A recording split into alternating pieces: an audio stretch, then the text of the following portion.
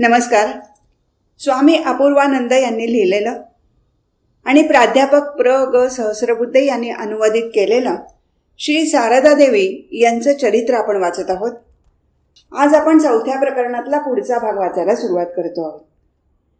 काशीपूरच्या बागेत दक्षिणेकडे एका खजुरीच्या झाडाचा रस काढला जात होता. तरुण भक्त मंडळींना अशी इच्छा झाली की आपणही खजुराचा रस प्यावा. एके दिवशी संध्याकाळी हवेत बराच गारठा होता. निरंजन म्हणजे स्वामी निरंजनानंद वगैरे भक्त आरडाओरडा करत रस प्यायला निघाले. आपल्या खोलीत बसल्या बसल्या माताजीने श्री रामकृष्णांना फार वेगाने खाली उतरताना पाहिलं. चकित होऊन त्या विचार करू लागल्या, काय असं होणं शक्य आहे? नुसतं ह्या कुशीचं त्या कुशीला व्हायला देखील ज्यांना कोणाची तरी मदत लागते ते इतक्या वेगाने खाली उतरून कसे जाऊ शकतील? परंतु डोळ्यांना जे स्पष्ट दिसतं आहे त्यावर अविश्वास तरी कसा करावा? त्या ताबडतोब श्री रामकृष्णांच्या खोलीत गेल्या. अंथरूण रिकामं होतं. श्री रामकृष्ण खोलीत नव्हते. त्या भीतीने कापू लागल्या. त्यांना इकडे तिकडे शोधू लागल्या, पण ते कुठेही दिसले नाहीत. तेव्हा चिंताग्रस्त होऊन त्या आपल्या खोलीत आल्या आणि उदास होऊन बसून राहिल्या. थोड्या वेळाने श्री रामकृष्ण अतिशय वेगाने आपल्या खोलीत प्रवेश करत असल्याचं त्यांनी पाहिलं. वर जाऊन माताजी पाहतात तर ते नेहमीसारखे अंथरुणावर पडून होते. दुसऱ्या दिवशी जेवतेवेळी माताजींनी आदल्या दिवशीच्या घटनेबद्दल त्यांना विचारलं. श्री रामकृष्णांनी आधी तर लपवण्याचा प्रयत्न केला. मग त्यांनी सांगितलं, तुम्ही पाहिलं मला? माताजींनी हो म्हटल्यावर ते अगदी हळू आवाजात बोलायला लागले. ही सगळी मुलं इथे आली आहेत ना, ती अजून अगदी अल्लड आहेत. ह्या बगीचात त्या बाजूला खजुराचं झाड आहे, त्याचा रस पिण्यासाठी ही मुलं मौजेने जात होती. मी पाहिलं तर त्या झाडाखाली एक काळा साप होता. तो साप इतका हिंस्र आहे की तो अगदी सगळ्यांना चावला असता. त्या मुलांना त्या गोष्टीचा काहीच पत्ता नव्हता. म्हणून मी दुसऱ्या वाटेने तिथे पोचलो आणि त्याला बगीचाबाहेर हाकलून सांगून आलो की आता कधी येऊ नकोस. ते ऐकून माताजींची जशी वाचच बसली. त्या समजल्या की रामकृष्ण या देहबंधनात आता राहत नाहीत. त्यांच्या हृदयात दुःखाचा डोंब उसळला. असह्य अशा त्या शेवटच्या आघातासाठी ते आपल्या मनाची तयारी करू लागल्या. डॉक्टर वैद्यांच्या औषधाने काही एक लाभ होत नाहीसं पाहून काही दैवी उपाय करावेत म्हणून माताजी तारकेश्वरी गेल्या. जागृत शिवमूर्तीच्या चरणी त्यांनी प्रार्थनेचं निरांजन ओवाळलं आणि देवाच्या कृपेची वाट पाहत त्या मंदिरात निर्जल उपवास करून पडून राहिल्या. एक दिवस गेला, दुसरा दिवस गेला, पण त्या देवतेने त्यांना काहीच उत्तर दिलं नाही. अतिशय उत्कंठतेने माताजी वाट पाहत राहिल्या. तिसऱ्या दिवशी मध्यरात्रीनंतर माताजींना एक विकट स्वर ऐकू आला. त्या आवाजामुळे जणू सगळं मंदिर हालत होतं. त्यांना असा भास झाला की जशी काही मडक्यांची एक उतरंड उभी आहे आणि कोणीतरी तिथं आलं आहे आणि त्याने जोराचा प्रहार करून सगळ्यात वरच्या मडक्याचे तुकडे तुकडे करून टाकले आहेत. माताजी दचकून उठल्या. लगेच त्यांच्या मनात विचार आला, या जगात कोण कोणाचा पती आहे? कोण आपला आहे? मी इथे प्राण द्यायला आले ती कोणासाठी? वैराग्याच्या निर्मळ ज्योतीचा उदय होऊन त्यांचं अंतःकरण तिच्या प्रकाशाने भरून गेलं. लगेच उठून माताजी मंदिराच्या मागल्या बाजूस असलेल्या कुंडाजवळ गेल्या. महादेवाच्या पिंडीला स्नान घातल्यानंतर ते सगळं पाणी त्या कुंडात पडत असे. माताजींनी अंधारातच खाली वाकून ओंजळभर पाणी घेतलं आणि ते पिऊन डोळ्यांना लावलं. तोंडावरही शिंपडलं. दुसऱ्या दिवशी त्या तारकेश्वरून परत फिरल्या. काशीपूरला येताच श्री रामकृष्णांनी त्यांना विचारलं, काय हो, काही झालं का? मग थट्टेने अंगठा दाखवत ते म्हणाले, काही झालं नाही. एक दिवस श्री रामकृष्णांनी माताजींना मोठ्या कष्टाने अस्पष्ट आवाजात विचारलं, तुम्हाला कधी स्वप्न तरी दिसतात का? माताजींना एक दिवस स्वप्न पडलं होतं. कालीमाता मान वाकडी करून उभी आहे. माताजीने विचारलं, आई तू अशी का उभी आहेस? कालीमातेने उत्तर दिलं, त्याला इथे काही झालं आहे ना. तिने श्री रामकृष्णांच्या गळ्यावरील जखमेकडे बोट दाखवलं. त्याच्यामुळे मलाही ते झालं आहे. नंतर श्री रामकृष्ण म्हणाले, जे काही भोग होते ते सगळे मी भोगून घेतले. आता तुमच्यापैकी कोणाला काही कष्ट झेलावे लागणार नाहीत. जगातील सगळ्यांसाठी मी भोगलं. जीवाच्या कल्याणासाठीच अवतार घेतलेल्या श्री रामकृष्णांनी असंख्य पापी आणि पीडित लोकांचं पाप आणि पीडा आपल्या शरीरावर ओढून घेतली. त्यामुळेच तर त्यांच्या मागे असं भयानक दुखणं लागलं. माताजी एक दिवस म्हणाल्या होत्या, ठाकूर इच्छा मरणी होते. समाधी अवस्थेत ते आपलं शरीर सहज सोडू शकले असते. ते म्हणत असत, देवा या मुलांना एका सूत्रात बांधण्याचं काम जर उरकलं तर मग मला आणखी काही नको. म्हणून तर इतकी पीडा होत असूनही त्यांनी शरीरत्याग केला नाही. आजारपणाच्या निमित्ताने श्री रामकृष्णांनी काशीपुरात अनेकांवर कृपा केली. कल्पतरू बनून एक दिवस त्यांनी अनेक भक्तांना आध्यात्मिक जागृती आणि अनुभूती प्रदान केली. रुग्णशय्येजवळ आपल्या सर्वसंग परित्यागी मुलांना एकत्र जमवून युगधर्माच्या प्रचारासाठी त्यांनी रामकृष्ण त्यागी संघाची स्थापना केली.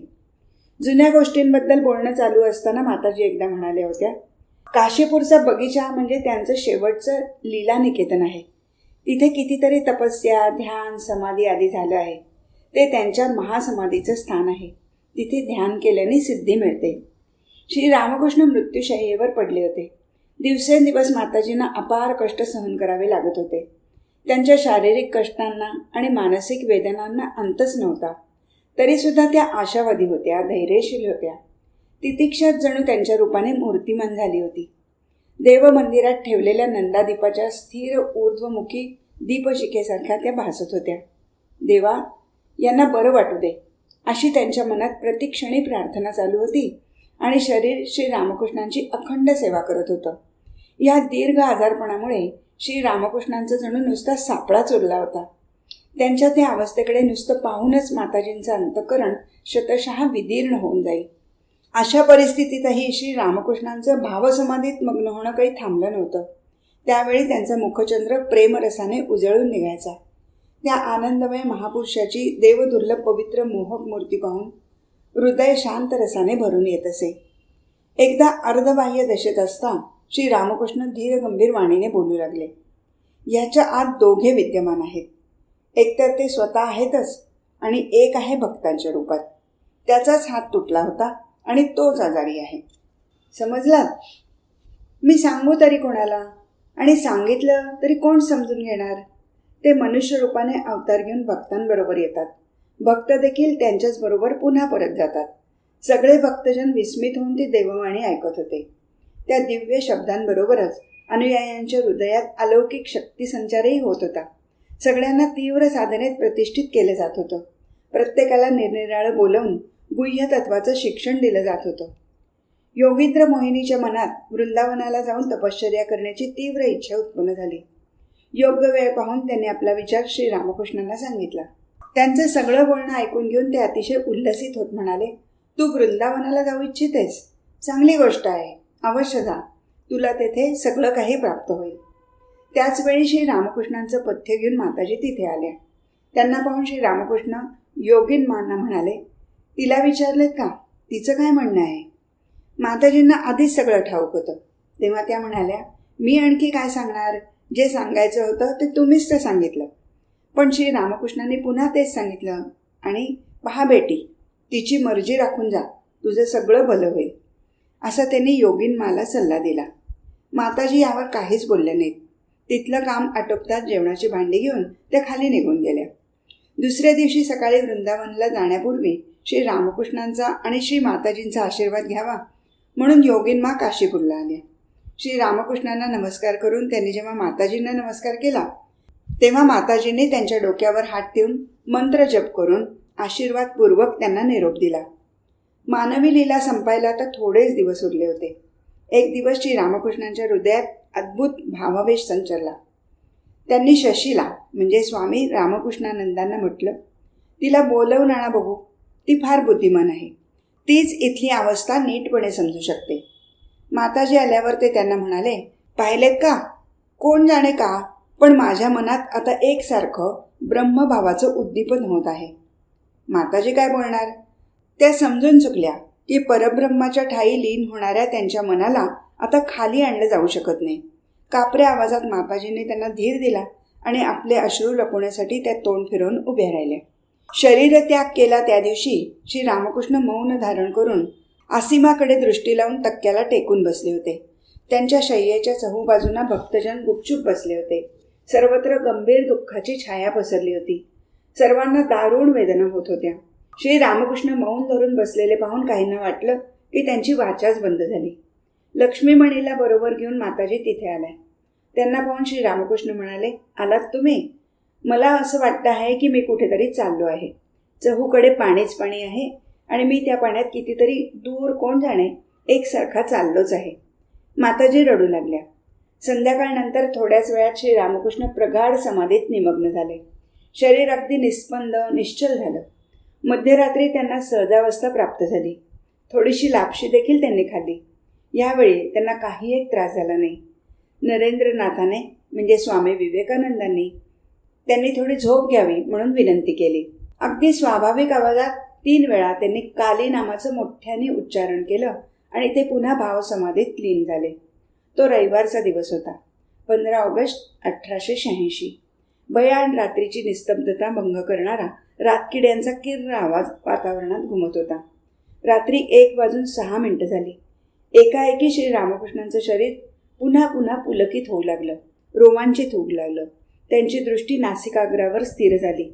सगळं मुखमंडळ दिव्यानंदाने उजळून निघालं. ते समाधीमग्न झाले. या समाधीचं महासमाधीत रूपांतर झालं. दुसऱ्या दिवशी दुपारपर्यंत समाधीमग्न राहून त्यानंतर श्री रामकृष्णदेव स्वरूपी लीन झाले. पूर्णात जाऊन मिळाले. माताजी आक्रंदू लागल्या. माझी आई कालीमाते, मला सोडून तू कुठे निघून गेलीस? प्रकरण 5. श्री रामकृष्णांनी महासमाधी घेतली. काशीपूरच्या स्मशानात त्यांच्या चितेला अग्नी देण्यात येऊन त्यांच्या पवित्र देहाचे अंतिम संस्कार झाले. शोकग्रस्त श्री माताजी संध्याकाळी विधवेचा वेश धारण करू लागल्या. आपल्या अंगावरून त्या एक एक अलंकार काढून ठेवू लागल्या. आता ते आपल्या हातातून बांगड्या काढणार तो श्री रामकृष्ण त्यांचे दोन्ही हात धरून म्हणाले, मी काय मेलो आहे?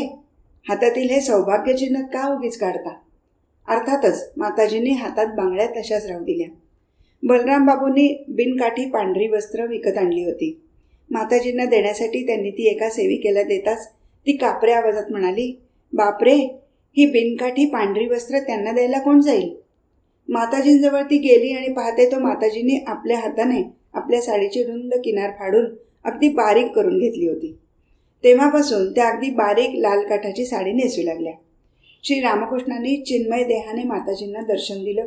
ही बातमी पसरताच भक्तगण आनंदाने आणि आश्चर्याने गदगद झाले. परंतु माताजी इतक्या व्यथित झाल्या होत्या की त्यांनी लवकरच इहलोक यात्रा संपवण्याचा निश्चय केला.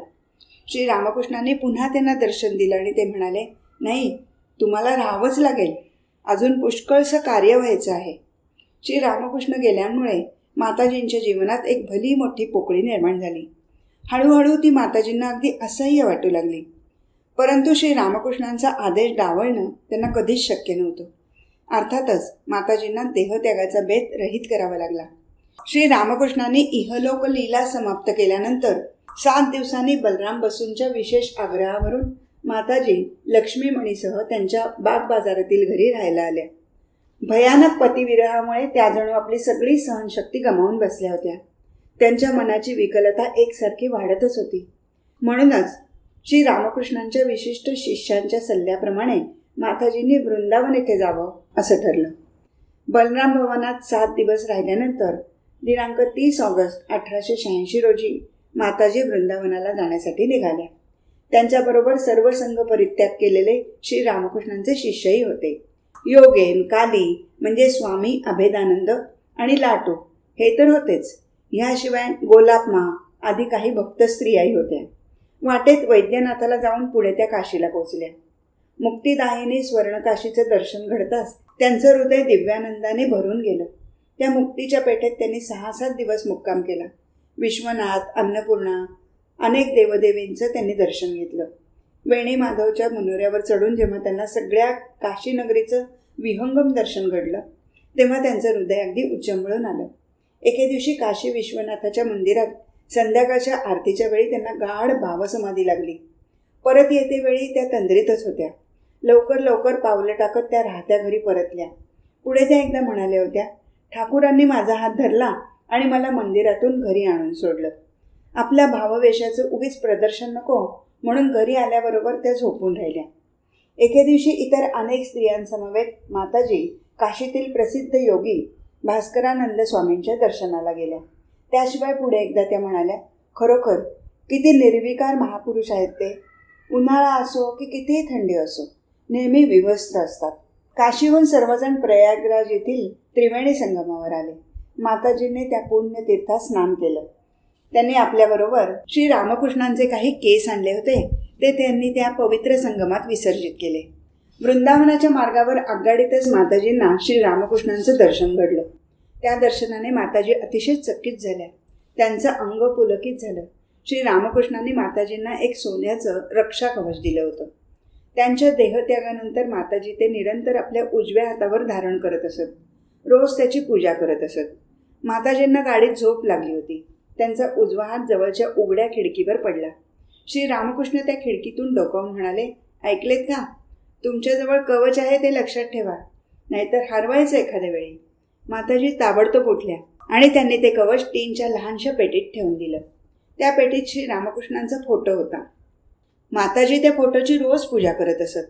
श्री रामकृष्णांच्या त्या आकस्मिक दर्शनाने माताजींच्या चित्तवृत्ती उचंबळून आल्या. इतर कोणालाही न दिसता ते माझ्याजवळ नित्य वावरत आहेत. इतकंच नव्हे तर देहधारी असताना जसा ते चांगल्या वाईट गोष्टीसंबंधी सल्ला देत असत, तसा ते आत्ताही देत होते. ते किती प्रेमाने आणि तत्परतेने आसपास वावरत असत ते माताजींनी प्रत्यक्ष अनुभवलं. वृंदावन इथे ते सर्वजण वंशी वट्टाजवळ कालाबाबूंच्या बगीचात उतरले होते. योगेन्मा श्री रामकृष्णांच्या देहत्यागापूर्वीच तपश्चर्येसाठी वृंदावनाला आलेल्या होत्या. वृंदावनात त्यांना पाहिल्याबरोबर माताजी शोकाविष्ट झाल्या. अगं योगेन, म्हणून त्यांनी योगेन्मांना कडकडून मिठी मारली आणि त्यांच्या डोळ्यातून जरा जरा अश्रू वाहू लागले.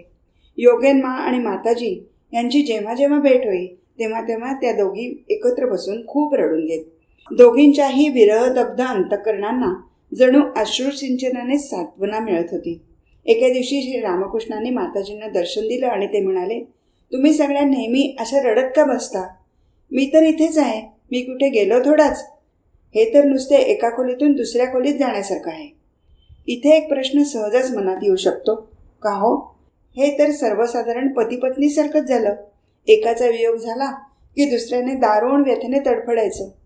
परंतु मायेच्या आधारानेच देहधारणा होते आणि लीलाही मायेच्या आधारानेच होत असते. श्री रामचंद्राचा विरह झाल्यावर सीतेने केलेला विलाप आणि श्रीकृष्ण वियोगाने राधेने केलेलं करुण क्रंदन हा सगळा लीलाविलासच आहे. मनाला निर्विकल्प करून गाढ समाधीत निमज्जित केल्याने काही लीलापूर्ती होत नाही. मग देहधारणेचा मूळ उद्देश तसाच राहतो. इतके दिवस श्री रामकृष्ण चर्मचक्षुने दिसणाऱ्या स्वरूपात विद्यमान होते. आता ते चिन्मय रूपाने, विरह रूपाने वावरत होते. विरह म्हणजे त्यांचाच प्रकाश की नाही? त्यांचं ध्यान करण्यात आणि त्यांच्यासाठी रडण्यात देखील असीम आनंदाची आणि अनंत तृप्तीचीच प्राप्ती होते. विरहाश्रूंच्या आरशात त्यांचीच कोमलकांती प्रतिबिंबित होते. विरहातूनच त्यांचा परम मंगलकारी स्पर्श प्राप्त होतो. म्हणूनच माताजींनी विरह मंदिरात प्रार्थनेचा दीप तेवत ठेवला होता. माताजी मूर्तिमान संतोष बनल्या होत्या. माताजी विरह आणि मिलन यांच्या पूर्णतेचं संयोग सूत्र बनल्या होत्या. रासलीला चालली असता भगवान श्रीकृष्ण मध्येच गुप्त झाले. त्यावेळी गोपींनी ध्यानस्थ होऊन स्वतःलाच कृष्णमय अवस्थेत पाहिलं. त्या जणू काही कृष्ण झाल्या होत्या. महान पतिव्रता शारदा देवीने देखील यावेळी आपलं स्वतःचं अस्तित्व श्री रामकृष्णरूपी अमृतसागरात बुडवून टाकलं. विरह आणि मिलन या दोन्ही स्वरूपात आता श्री रामकृष्णच वावरत होते. माताजी अंतर्बाह्य रामकृष्णमय झाल्या होत्या. वृंदावन म्हणजे भगवंताची लीलाभूमी. तिथे सगळीकडे त्यांच्याच लीलेचा प्रकाश भरला आहे. त्या भावमय पुण्यभूमीत, त्या कृष्णमय वृंदावनात आल्यावर माताजींचं शोकसंतप्त हृदय हळूहळू शांत होऊ लागलं.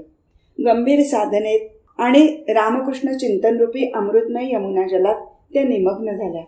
सदा सर्वदा त्या भावसमाधीत मग्न राहू लागल्या. विरहजन्य अश्रूंचं हळूहळू दिव्यानंदात रूपांतर झालं. माताजींच्या हृदय वृंदावनात श्री रामकृष्ण अनेक प्रकारच्या क्रीडा करू लागले. एक दिवस माताजी कुंजात ध्यानस्थ बसल्या. त्यांना इतकी गाढ समाधी लागली की बराच वेळ झाला तरी उतरता उतरेना. सगळ्या लोकांना मोठी काळजी वाटू लागली. भक्त स्त्रियांनी बराच वेळ नामघोष केला, पण त्याचा काहीच उपयोग झाला नाही. शेवटी जेव्हा स्वामी योगानंदांनी नामोच्चार केला तेव्हा त्यांची समाधी थोडी थोडी उतरू लागली. समाधी उतरते वेळी श्री रामकृष्ण जसं म्हणत असत तसंच माताजीही म्हणाल्या. वाईन, त्यांच्यासमोर मिठाई, पाणी आणि विडा हे पदार्थ ठेवण्यात आले. भावाविष्ट होऊन श्री रामकृष्ण जसे खात असत अगदी तशाच पद्धतीने माताजींनी सगळ्या वस्तू थोड्या थोड्या खाल्ल्या.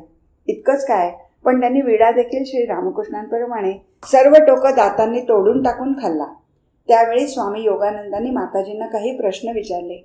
भावावस्थेत श्री रामकृष्ण जशी उत्तरं देत अगदी तशीच उत्तरं माताजींनी दिली. पुढे त्या एकदा त्याबद्दल म्हणाल्या, ठाकूरांचंच आगमन झालं होतं. त्यावेळी माताजींनी भक्त मंडळींसमोर जवळजवळ 1 वर्ष वृंदावनात मुक्काम केला. अधिकांश काळ त्या भावावेशात तन्मय असत. कधीकधी भावावेशाच्या आनंदात मग्न होऊन कृष्णविलासिनी गोपिकेसारख्या त्या यमुनेच्या वाळवंटात एकट्याच फिरत. त्यांच्याबरोबरच्या स्त्रिया त्यांना शोधून काढत आणि मुक्कामावर घेऊन येत. कधीकधी एखाद्या आनंदोत्फुल्ल लहान बालिकेसारख्या आपल्याबरोबरच्या स्त्रियांसमवेत त्या मंदिरात जात आणि दर्शन घेत. त्या नेहमी आनंदमग्न असत, नित्य नवीन भावानंदात डुंबून जात. एक दिवस एक प्रेतयात्रा माताजींच्या दृष्टीस पडली. पानाफुलांनी ते प्रेत शृंगारलं होतं. पुढे मागे लोक भजन करत होते. ते दृश्य पाहून माताजी म्हणाल्या, पहा पहा, किती भाग्यवान प्राणी हा. त्याला वृंदावनात मृत्यू आला. आम्ही इथे मरायला म्हणून आलो, पण आम्हाला एखाद्या दिवशी साधा तापसुद्धा आला नाही. पहा ना, किती माझं वय झालं ते. मी आपल्या वडिलांना पाहिलं, वडील भाऊजींना पाहिलं. झालं, आणखी काय पाहायचं राहिलं. माताजींचं हे बोलणं ऐकून बरोबरच्या स्त्रियांची हसता हसता मुरकुंडी वळली.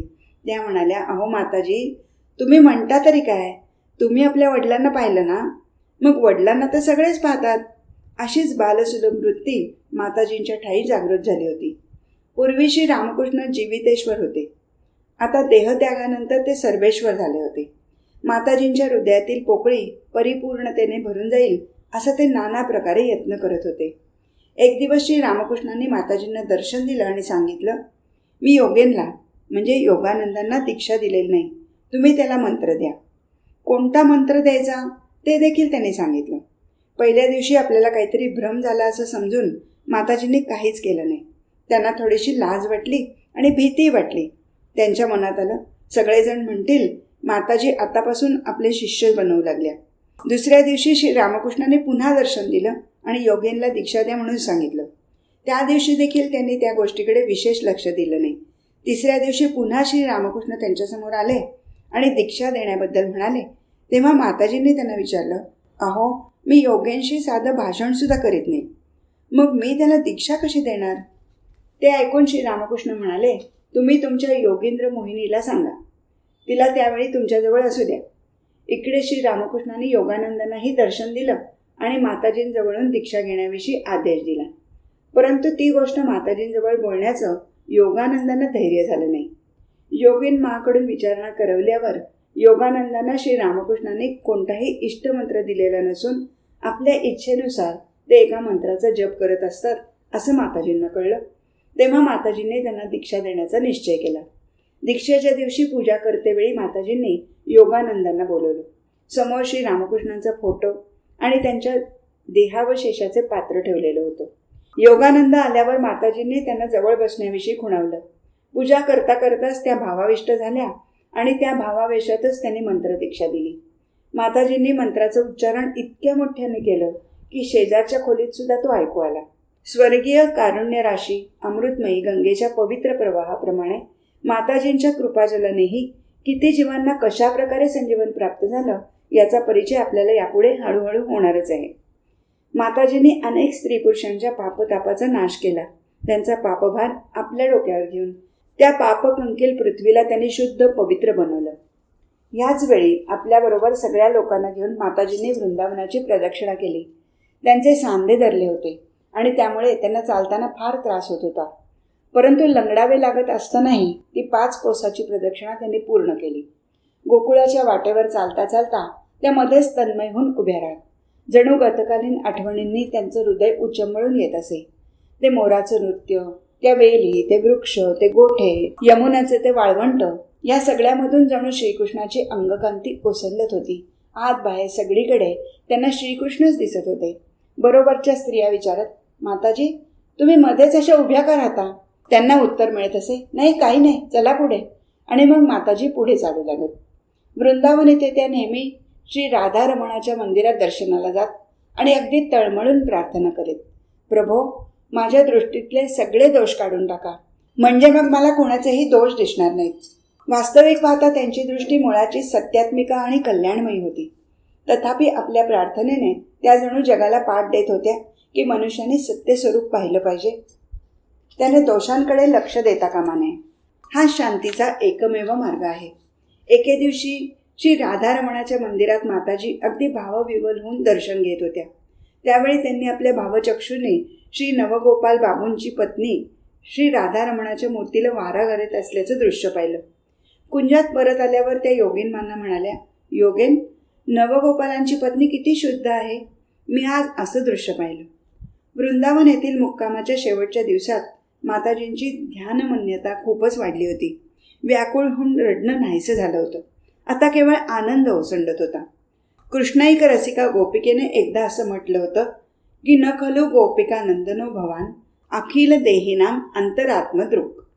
प्रिय सख्या, तू काही नुसता यशोदानंद नाहीस, तर यावत सगळ्या देहधारी जीवांच्या अंतरात्म्यातल्या तू द्रष्टा आहेस. श्री शारदा देवींनी देखील श्री रामकृष्णांच्या ध्यानात मग्न होऊन हेच अनुभवलं की श्री रामकृष्ण नुसते त्यांचे पती नाहीत, तर ते जगदीश आहेत, सगळ्या जगाचे चिंतामणी आहेत. स्वतःबद्दलही त्यांना आपण नुसती शारदा नसून आपणच राधा आहोत हे ज्ञान प्राप्त झालं होतं. त्या एकाच भगवत शक्तीच्या निरनिराळ्या नावांनी आणि रूपांनी युगायुगात आविर्भाव होत असतो. जसं राम, कृष्ण, बुद्ध, रामकृष्ण, तशाच सीता, राधा, यशोधरा आणि शारदा, त्यांच्याद्वारे एकच सत्य प्रकट होत असतं. देशकाल परिस्थितीनुसार निरनिराळी रूपं घेऊन एकच आदर्श प्रस्थापित केला जातो. बरीच पुढची गोष्ट. एकदा एका भक्त स्त्रीने दीक्षा घेतल्यानंतर माताजींना विचारलं, आई, ठाकूरांच्या जपासंबंधी तुम्ही मला उपदेश दिलात, पण तुमचा जप मी कोणत्या मंत्राने करू ते नाही सांगितलं.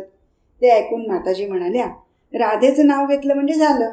असंच आणखी एकदा दुसऱ्या एका भक्ताने प्रश्न विचारला असता माताजी म्हणाल्या होत्या, मीच राधा आहे.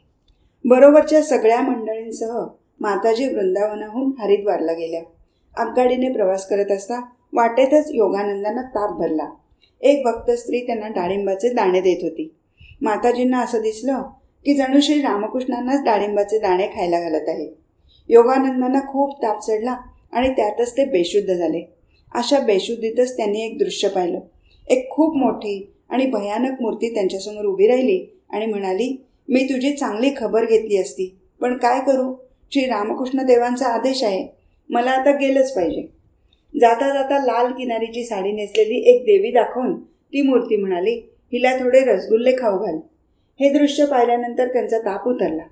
हरिद्वारला पोचल्यावर ब्रह्मकुंडात स्नान करून माताजींनी त्या तीर्थजलात श्री रामकृष्णांचे केस, नख, काही शरीर अवशेष विसर्जित केले. हरिद्वारला गंगा पार करून गेलं की पलीकडे चंडी पर्वत आहे. त्या पर्वतावर चढून माताजींनी देवीचं दर्शन घेतलं. हरिद्वारहून सगळ्यांबरोबर माताजी जयपूरला गेल्या. तिथे श्री गोविंदजीचं दर्शन घेतल्यावर सर्वजण इतर देवी देवतांचं दर्शन घेऊ लागले. त्यावेळी लाल किनारीची साडी नेसलेल्या एका देवमूर्तीला पाहून योगानंदजी चकित होऊन म्हणाले, मी तापात असता ह्याच देवीला रसगुल्ले खायला घाल म्हणून मला दैवी आदेश आला होता. जवळच एक रसगुल्ल्याचं दुकान होतं. लगेच 8 आण्याचे रसगुल्ले आणून त्या देवीला नैवेद्य दाखवला गेला. तपासाअंती कळलं की ती शीतला देवीची मूर्ती होती. जयपूरहून ते सगळे पुष्कर तीर्थाला पोचले. तिथे दर्शनासाठी माताजी सावित्री पर्वत चढून गेल्या. अशा प्रकारे निरनिराळ्या तीर्थक्षेत्रांचं दर्शन घेता घेता 1 वर्ष व्यतीत झालं. मग माताजी बरोबरच्या सगळ्या मंडळींना घेऊन वृंदावन प्रयाग मार्गे कलकत्त्याला परत आल्या. आज इथेच थांबू. हरिओम तत्सत.